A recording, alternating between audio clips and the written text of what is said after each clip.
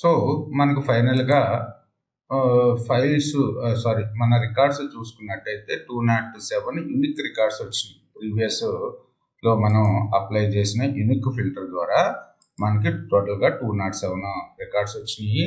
ఈ 207 రికార్డ్స్లో మనం డేటా చూసుకున్నట్టయితే ఇక్కడ డేట్ దగ్గర 7 మోర్. సో కేటగిరీస్ ఎన్ని ఉన్నాయి? ఇది ఒక డేట్ ఫార్మేట్లో ఉంది, ఇది ఒక డేట్ ఫార్మేట్లో ఉంది. సో ఏ ఫార్మేట్లో ఉందో చూడండి, DD MM YYYY.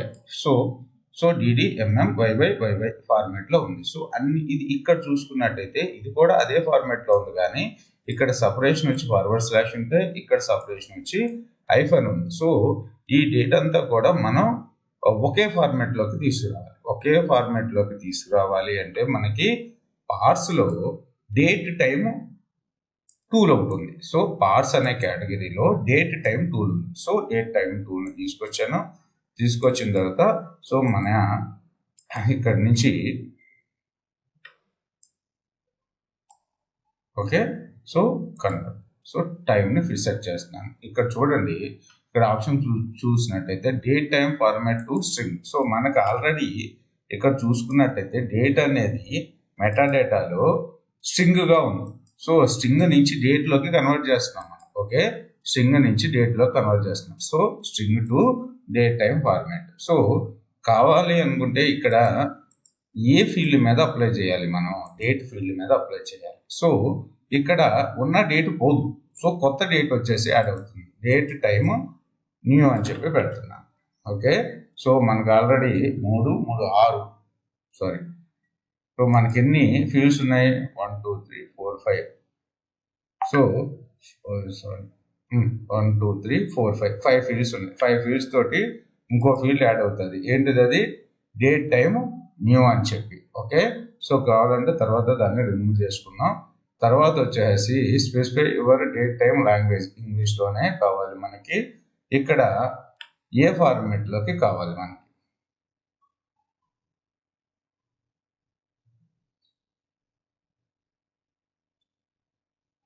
Select the format that matches the incoming field. So మనకి ఏ ఫార్మాట్లో కావాలి? యాక్చువల్గా మనది ఏముంది? డిడి ఎంఎం YYY ఫార్మాట్లో ఉంది. సో ఇంకోటి ఏ ఫార్మాట్లో ఉంది? ఈ ఫార్మాట్లో ఉంది. ఓకే, ఈ ఫార్మాట్లో ఉంది. సో దీన్ని యాక్చువల్గా బై డిఫాల్ట్ ఫార్మాట్ వచ్చేసి ఇది ఉంటుంది అనమాట. సో బై డిఫాల్ట్ ఫార్మాట్ వస్తుంది మనకు. ఇప్పుడు చూపిద్దాం.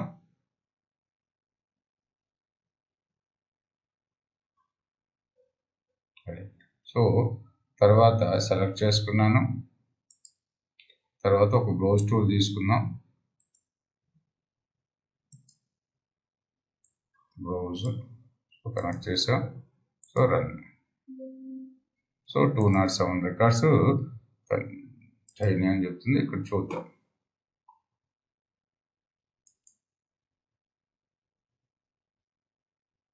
ఓకే, సో కొత్త ఫీల్డ్ ఒకటి క్రియేట్ అయింది కదా, డేట్ టైం. ఇక్కడ చూడండి, మనకి అన్నీ కూడా ఈ ఫార్మాట్లోకి వచ్చాయి. YYYY డిడి ఎంఎం ఫార్మాట్లోకి వచ్చింది.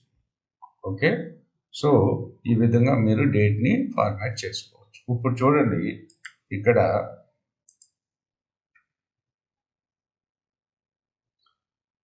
డేట్ అండ్ టైం న్యూ వచ్చేసి డేటా టైప్లో కన్వర్ట్ అయిపోయింది.